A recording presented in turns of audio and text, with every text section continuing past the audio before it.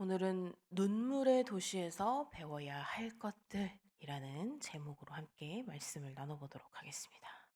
자, 여러분 혹시 도시가 눈물을 흘릴 수 있다고 생각해 보신 적이 있으신가요?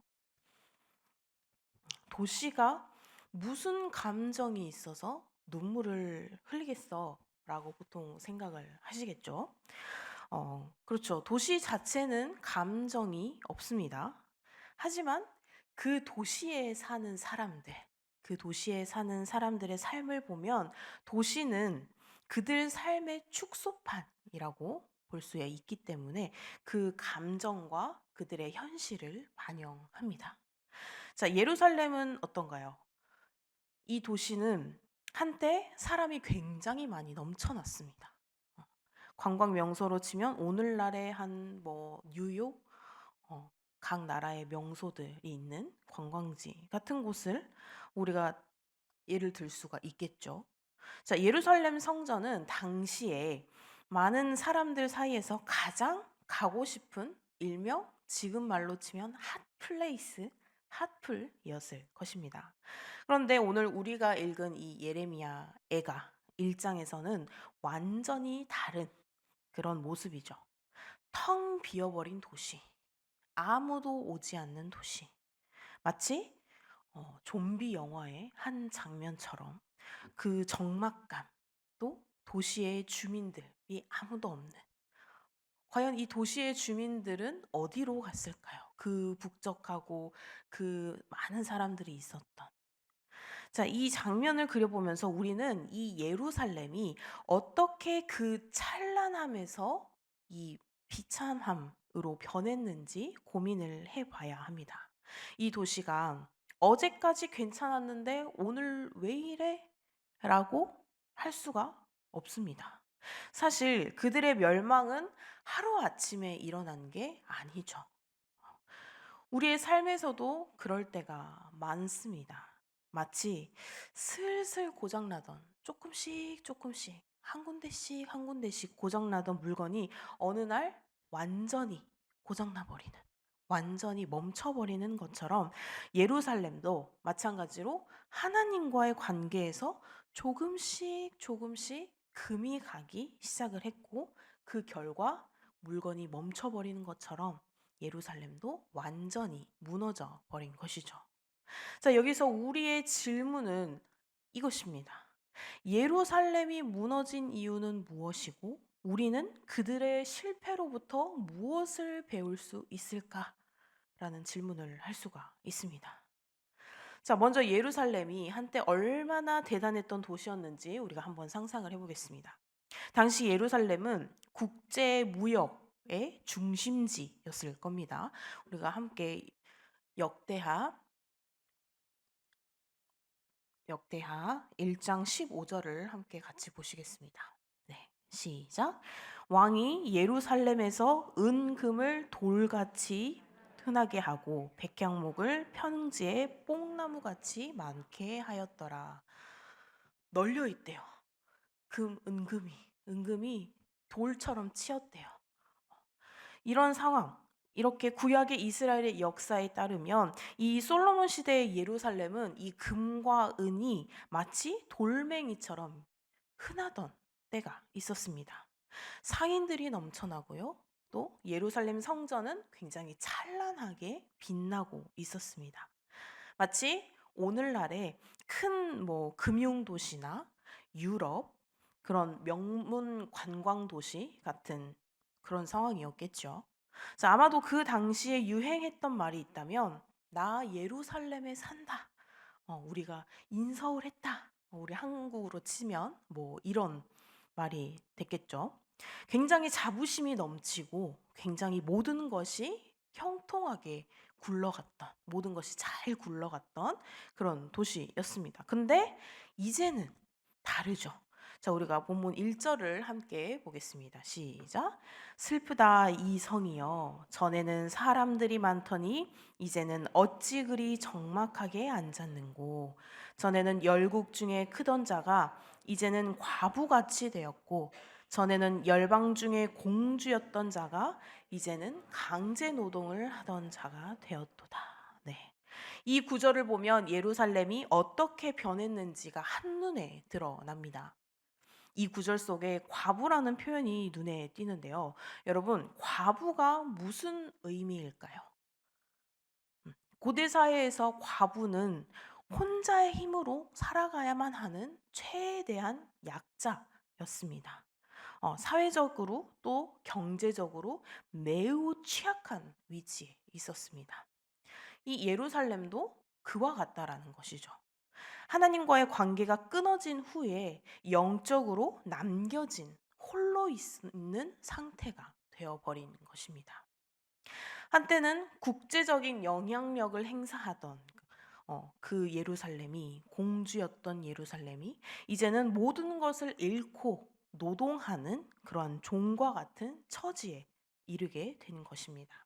이것은 단순히 도시의 몰락을 이야기하는 것뿐만 아니라 그들의 영적 상태를 반영을 하고 있습니다. 영광스러운 하나님의 백성에서 이제는 하나님과 멀어져 버린 그러한 피폐한 상태로 전락한 것입니다. 자, 1절에서 우리는 중요한 질문을 던질 수가 있는데요.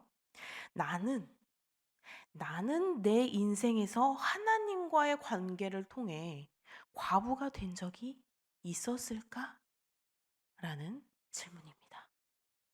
여러분, 우리가 하나님과의 관계가 깨어질 때 우리는 비록 물질적으로나 사회적으로는 번성을 할지 모르겠어요. 하지만 내면적으로는 마치 이 과부처럼 고립되고 황폐하게 된다는 것입니다. 이것은 단순히 성경 속의 이야기만이 아닙니다. 오늘날도 하나님의 관계가 끊어졌을 때 우리의 삶에서 그 영향은 분명히 드러납니다. 예를 들어서 한때 우리는 굉장히 신앙적으로 충만하고 하나님과의 깊은 교제를 나누면서 굉장히 풍성한 영적 열매를 맺을 때가 있었을지도 모릅니다. 그러나 세상 속에서 바쁘게 살다 보면 하나님과의 교제를 놓치기 시작합니다. 기도는 습관에서 사라져버리고 말씀을 읽는 시간은 점점 줄어들게 되는 것이죠. 마치 예루살렘이 하나님과 서서히 멀어지면서 서서히 그 영광을 잃어버린 것처럼 우리도 하나님과 멀어질 때 그 고통을 점차적으로 느끼게 되는 것입니다. 처음에는 괜찮을지 몰라요. 그렇죠? 이게 아주 조금씩 금이 가다 보니 처음에는 내가 아픈지 내가 황폐해지는지 이걸 모릅니다. 하지만 어느 순간 갑자기 이 공허함이 찾아오고 영혼의 깊은 곳에서 외로움이 느껴집니다. 그때 우리도 하나님 앞에서 과부가 된 것 같은 그런 느낌을 받게 되는 거죠. 자, 2절을 보시겠습니다. 2절 함께 보시겠습니다. 시작. 밤에는 슬피 오니 눈물이 뺨에 흐르며 사랑하던 자들 중에 그에게 위로하는 자가 없고 친구들도 다 배반하여 원수들이 되었도다. 이 구절을 통해서 우리는 이 예루살렘의 상황을 더욱더 구체적으로 느낄 수가 있습니다. 밤마다 슬피 울며 눈물을 흘리는 이 예루살렘의 모습은 정말 어떻게 보면 처참하죠. 그런데 무엇이 가장 고통스러울까요? 바로 그 눈물을 닦아줄 사람이 아무도 없다는 것입니다. 사랑하는 자들이 이제는 배신자가 되었고요. 모든 친구들이 나에게서 떠나버린 상태입니다. 여기서 우리는 다시 중요한 교훈을 배울 수 있는데 하나님과의 관계가 끊어져 버리면 그 고통은 단순히 하나님과의 관계에서만 끝나는 것이 아니라는 것입니다. 인간 관계에도 그 영향을 받는다는 거죠. 하나님과의 관계가 흐트러지면 사랑과 용서와 화해 이러한 능력도 사라지게 됩니다. 그렇게 되면 우리는 주변에 있는 많은 사람들과의 그 관계 속에서 배신과 외로움을 겪게 될 수 있다는 것입니다. 자, 이 구절을 묵상하다 보면 현대 사회의 외로움이라는 이 단어가 너무나 절실하게 떠오르죠. 우리는 SNS에 친구가 수백 명, 수천 명이 될지라도 진짜로 우리의 속마음을 터놓고서 이야기할 친구가 없다고 느낄 때가 많습니다. 특히나 요즘 애들은 그게 더욱더 심하겠죠.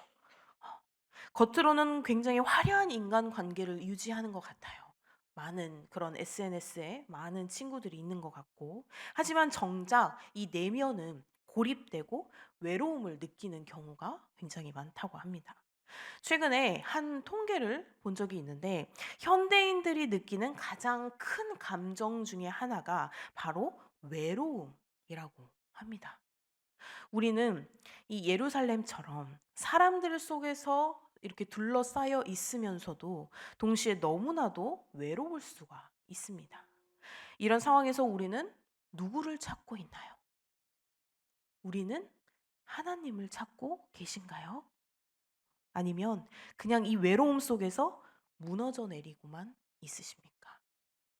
자, 5절을 한번 같이 보시겠습니다. 5절입니다. 시작.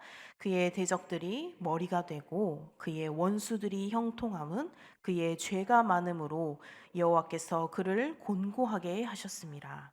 어린 자녀들이 대적에게 사로잡혔도다. 여기에서 우리는 이 예루살렘의 멸망의 이유를 분명히 알 수가 있습니다. 그것은 단지 정치적, 군사적 이유 때문만이 아니라 그들의 죄악 때문이었습니다. 하나님께서 그들의 죄로 인해 그들을 심판하신 것이죠. 하나님께서는 우리에게 죄를 그냥 두지 않으십니다. 죄는 우리의 관계를 망가뜨리고 또 우리의 마음을 무겁게 하고요. 또 결국은 우리를 파멸로 이끌게 됩니다.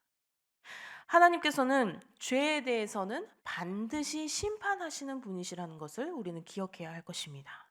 우리가 하나님의 뜻을 거부하고 세상의 길을 따라갈 때 우리는 그 대가를 치르게 될 것입니다. 여기서 다시 우리의 삶에 또 적용을 한번 해볼까요? 우리는 종종 이 정도면 괜찮겠지 라고 쉽게 죄를 용납할 때가 있습니다.